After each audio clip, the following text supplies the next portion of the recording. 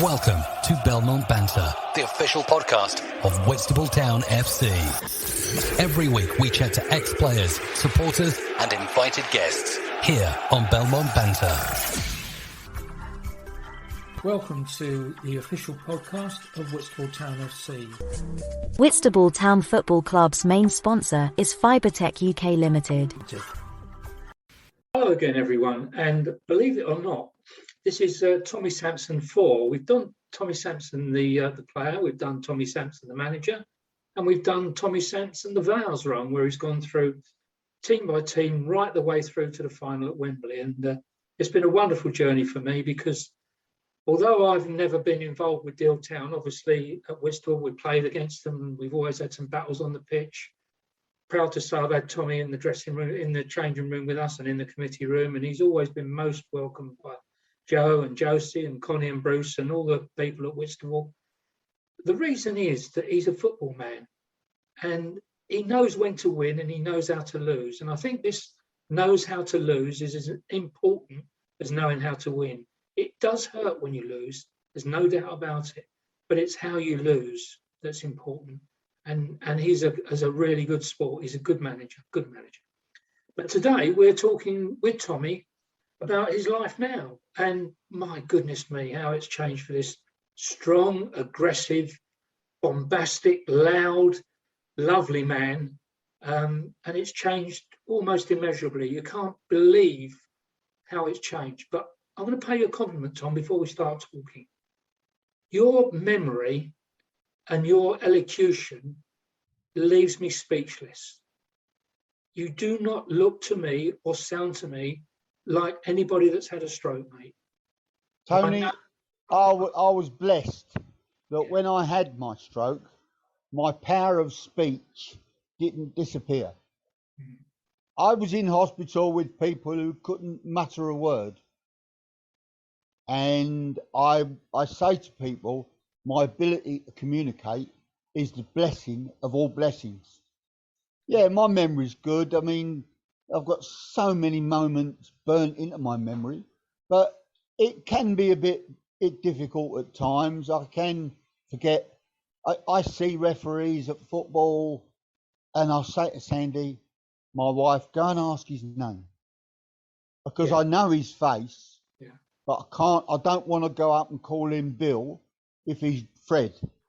Or his name's Doris. Exactly. But so I have to be very careful.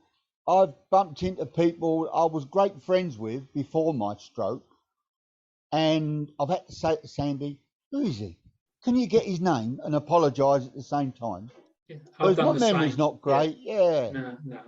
My brother, when I was on the golf course with my brother, he said, your memory's no good because you took 4 there, not 5. I said, can you take me back to that fateful day? Was Sandy with you, or were you on your own, or where were you? Well, Tony, I've spoke about it many times. It was a Wednesday in very early December the 5th, I think it was. And the following day, I was playing in my golf society at Tudor Park golf course. So I spent all that Wednesday morning in my car, driving around, trying to find a suit holder, because when we played the society golf day, we had something to eat, so we needed to change into our best clothes. So the previous day to my stroke, I ironed all my trousers, my shirt that I was going to play in, hung it up in the cupboard. Now, the following day was Wednesday, and it was terrible. I've never got that suit holder in the end. Oh, mind you, I never went to golf. I went into the kitchen and decided to have a bit of, this was 10:30, decided to have a little bit of bowl of soup, or I cut a bread roll up, buttered it, and I was in the kitchen. I was in shorts. I had no shoes on. I used to walk around the house in bare feet. I went to move to my left and found that I couldn't stand on my left leg, and I just fell to the floor. Head butted the fridge freezer, but I think the fridge freezer survived. I was on the floor, almost giggling, Tony. I was thinking, how could I have fallen over in my own kitchen? What the hell's going on?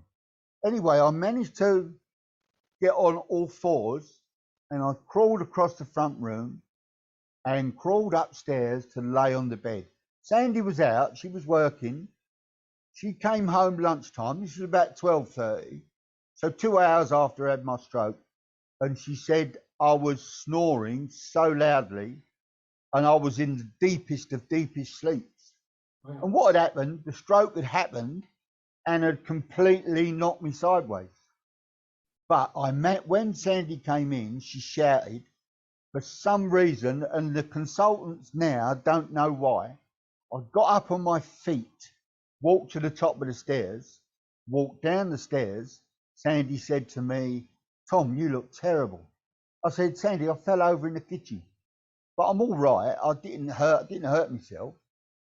Anyway, she reached out for my arms. She said, squeeze my hands. And obviously my left arm was very weak because I had a right-sided stroke, and the right side of your brain works the left side of your body. Oh, fascinating. I lost, when I look at my scans, it's about a finger length, an index finger length of damage, which is hundreds and thousands of millions of sort of cells. Those cells that help you move your hand, help you move your fingers.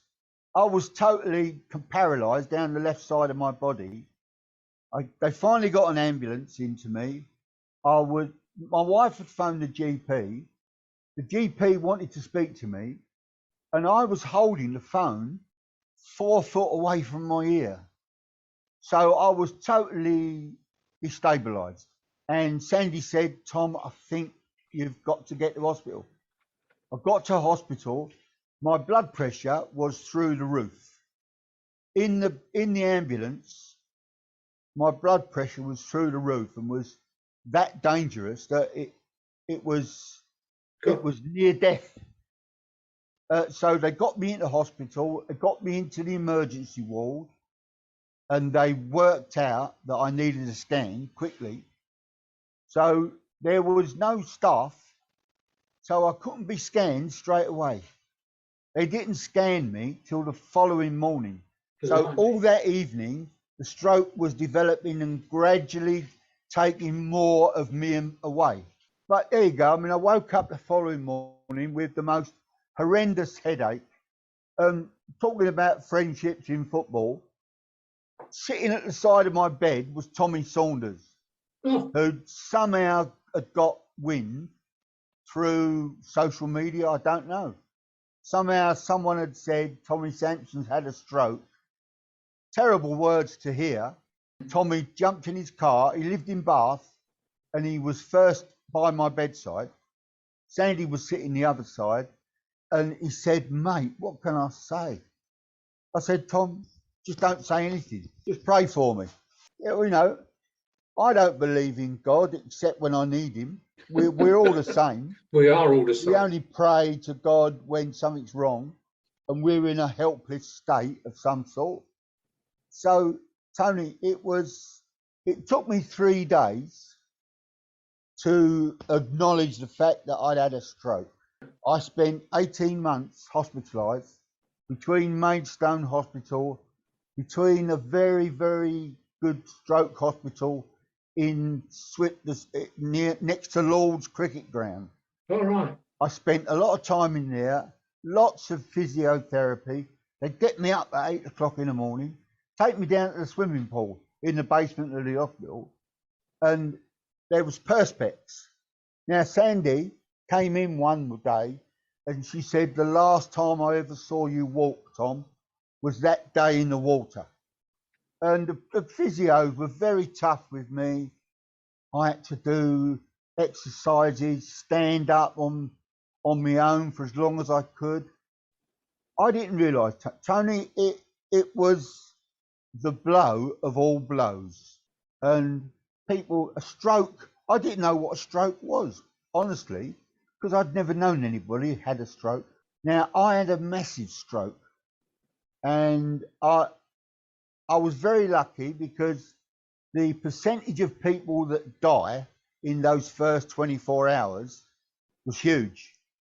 Luckily, I came through the other side and eventually got home 3 months later and tried to learn to walk with a stick. And I can just about manage to do that. Tony, I've got to say that this one thing, my wife Sandy has kept me alive. I have been at the lowest of the low, the deepest of depressions. I was grieving for myself. I can believe it. The consultant told Sandy he's a very lucky man. He's got his life to lead still. You know, we've got him through. How he's got, they said he's got a very strong heart, this man. They gave me an angiogram, which is a bubble that goes through the vein and goes through the heart. They found in my heart a very small tear. And that's where the blood clot that originally originated in my left calf it went through my heart, and the consultants were bemused how it didn't kill me there and then. Wow. But I'm alive, Tony. I'm lucky to be alive, and the football world's been very kind to me. I've had wonderful messages from people all around the place, you know, not just a non-league game. Lenny Lawrence, the ex-Charlton manager, sent his best wishes through my sister-in-law when they played in a charity golf day somewhere in Portugal. John Steele, who I know John reasonably, and he sent a message through to my wife and said, anything we can do. I had a benefit night that was arranged by Mark Seeger, which, to be fair, was wonderful because financially I was about to have a very different life. I couldn't go to work. My wife had to continue working. I used to spend every day on my own watching the television because Sandy had to go to work to earn money. Of course. Keep us going. Mark Seeger, the benefit night, made me £4,000 and paid for all my first 3 months physiotherapy. The physiotherapist got me on my feet, Tony, got me stood upright and got me to learn how to walk with a walking stick. I was a basket case for the first 4 or 5 months. I cried every day. I'm not unhappy to admit this. I woke up and I used to look at the clock and think, it's 8:15. How do I get through the next 12 hours? And television, more golf, more football. Tony, I was sported out almost. But, you know, I've done well. It's been 14 years of the hardest struggle you can imagine. But I said 14 years ago, it's never going to beat me. The only person who's beaten me at the moment is God. They call it a stroke because they call it the hand of God.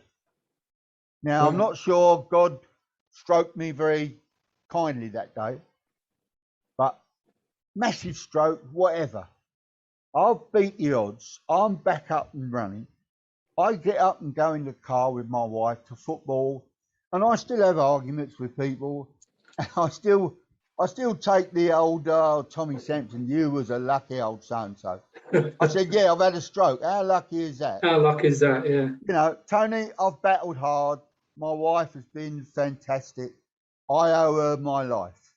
We got married 2 years ago after 24 years partnership. 24 years partnership. And we got married. We had a wonderful day in Whitstable. And, you know, we're joined together now. We've got rings, which mean to us the love for each other. I admire what she's done. I've been rude. I've been bitchy. I've been sorry for myself. She's always said, look, I'm not listening to that. You're all right. There's nothing wrong with you. Come on. Get up on that stick. Let's get in the car. Let's go to football. Tony, the most wonderful woman you could wish to meet. And lucky. Everybody wherever I go to football, they all know Sandy. And I say to people, Sandy's been a diamond. She says, and they say, I know. I said, what do you mean you know? She's been telling you stories. Tony, we've thrown things at each other in frustration. Sure. And the stroke was, and still is, a difficult thing to overcome. But, you know, I want to get to that point where I can say, well, I worked hard there. You know, 5, 6, 7 years from now, who knows? Yeah. There is no cure for a stroke.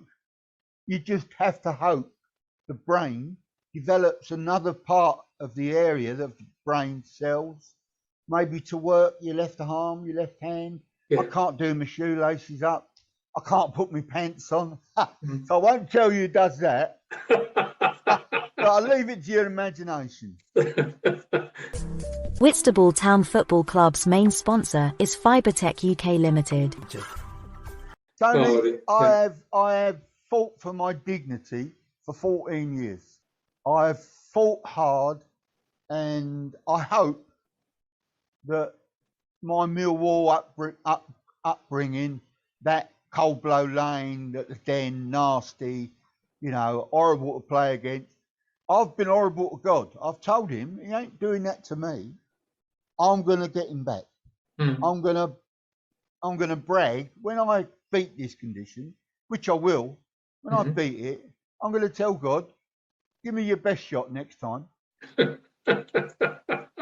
love it. I love your optimism. I love your outlook. I love the fact you've been honest about it. It's brilliant. Tell me, Tom, I know that you've written at least one book. Tell everybody about the books that you've written.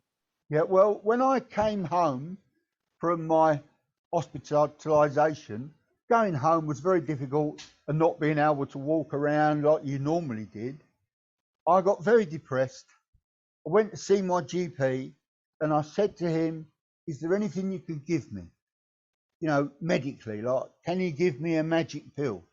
And he said, Tom, we were on first name terms. He was Peter, I was Tom. He supported Man City. I supported Tottenham. He drove a Maserati. That's how different we were. You know, I couldn't even get on a roller skate. But, you know, he said to me, Tom, you've got to find yourself a project. You know, keep your mind busy. I said to him, what can I do, Peter? He said, write about your football career. I said, no one's going to want to read that. My football career was very local, very Kent-based. There's not going to be the demand for anything like that. He said, write about your stroke, because you're the only bugger that knows. Yeah, absolutely. So for 3 years, I got a foolscap pad and a pen, had it by my side, and wrote the book about my stroke. From the first moment it happened, from those first few seconds to some sort of recovery, and it's called Sudden Exit. The last person I know who read it was, you'll know him, Martin Collins. Yeah, I know Martin Collins. Martin sadly is no longer with us. He phoned me, he said, Tom, fantastic book. This was a couple of months ago. Obviously, Martin's died since then. Wonderful guy. But I didn't write my book for monetary purposes. I wrote my book for those people that come behind me.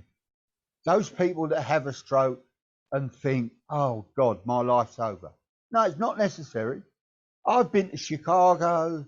I've been on holiday with Sandy. Yeah, I have to be in a wheelchair probably 75% of the time.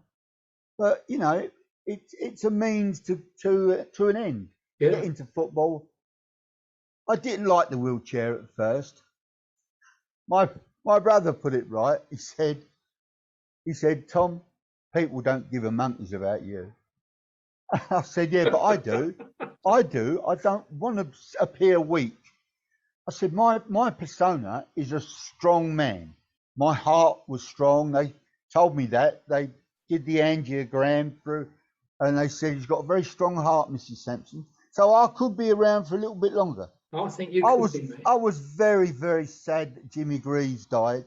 Yeah. Jimmy Greaves had a very similar stroke to me, only had it on his left side, the left side of his brain, so he couldn't move the right side of his body, but he lost his speech. Now you imagine someone like Oh, Jimmy Greaves, what Jimmy. wonderful stories he made. He used to do after dinner speeches. Yes. And when he first had his stroke in 2015, I contacted his agent and I said I wanted to give my book to Jimmy's wife so she could read it and realise that it isn't the end of all things. Yeah. Obviously, Jim's died now, Sure. and I cried. I will admit, I cried on that day. Yeah. I cried the day Severiano Ballesteros had his problems. Mm. And I thought myself, you know, these are wonderful people. Why choose them? Yeah. Nature doesn't choose, Tony. No, it doesn't choose. Nature doesn't choose. It doesn't say, right, we'll do him tomorrow because he's a noisy so-and-so. No. It doesn't choose. No. And unfortunately, what happened to me couldn't be predicted. And if I'd have known the day before, I'd still have had a stroke because they couldn't have done anything. No, they couldn't. Tom, the book, your book, is available on Amazon because I've looked on there and I've read some of the review. I've read some of the reviews on there, and it brought a lump to my throat. So now that's book number 1, and that's all about the stroke. Yeah. Number 2. Oh, number 2. I'm about 2 chapters from finishing, Tony. How wonderful! It's about my early career as an apprentice professional, a first-year professional footballer, and then through my non-league career, ending at Wembley.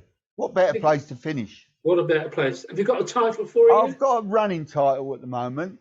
It's called, roughly, From the Den to Wembley.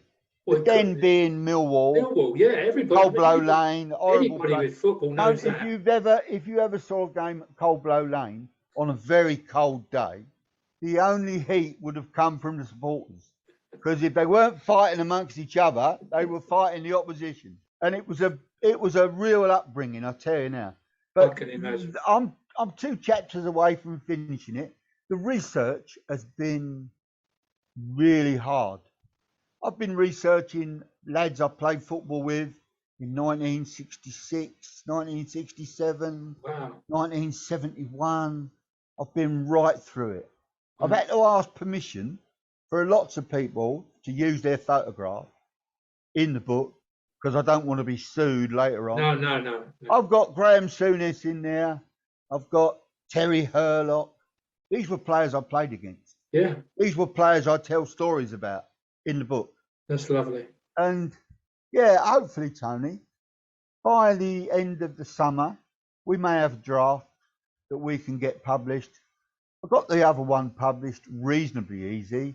Yeah. I've had emails from people in America ask me for what would I like to do with the rights of my book. Could I make it into a film? You know, we know people at Warner Brothers who would like this idea. Hey, if they want to give me £1 million up front, they can have it. Good for you, mate. Good for you. That is wonderful. So that really brings us right up to date with Tommy now, doesn't it? And I don't know for sure, absolutely certain, but we are in late September, last day of September actually, 2021. I bet you've been to at least one game this month. Oh, Tony, yeah. I've seen a couple. As we're speaking, the VASE is up and running. Yes. You know, I've got lads who used to play for me, managers. I spoke to a lad called Phil Miles on Saturday night. Yeah. He's now managing Rochester United. Yeah. They beat Chessington in the VARs on last Saturday, 8-7 on penalties. Oh, goodness me. And I phoned Phil and I said, do you want a laxative? I said, because you might need one tonight. Yeah, absolutely. You know, you might be constipated after suffering penalties.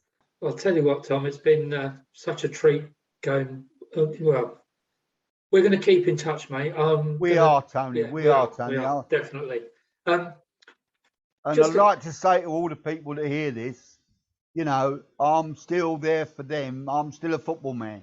Yeah, definitely. Tony, thanks a lot. Send me a text. I will do, mate. And love to Sandy, and you take care, mate. I will do, Tony. Tommy, Thank you for your time. Tommy, I'm full of admiration for you, mate. I really am. Thank you very much, mate. You're a gent. You really are. Take care, mate. You're very kind. Not often I get called a gent. Gent and Tommy Sampson, you don't see in the same sentence. It's like humble and Tommy Sampson. You will never see that in the same sentence. So, just give everybody at Whitstable my best wishes. I will do. Take care, Tommy. It's always a pleasure talking to you, mate. I always come away with a smile on my face. Really nice. Cheers, mate. Take care. Cheers, Tony. All the best. Bye-bye. And you, buddy. Bye-bye. Stay well. Whitstable Town Football Club's main sponsor is FiberTech UK Limited. They are providers of optical fiber services to the telecoms industry, specializing in optical fiber provision, local and long haul. We offer a full turnkey solution to our clients throughout London and the south of England. Contact us through the website for more details. Your host, Tony Rouse, every week on Belmont Banter for news about local football in Kent and beyond. I do hope that you've enjoyed today's episode of Belmont Banter. Don't forget there's a new episode out every week which comes out on a Sunday night, early Monday morning. And you can leave your suggestions for a guest to invite at the end. And leave a like, and don't forget to pass it on to all your mates. Cheers!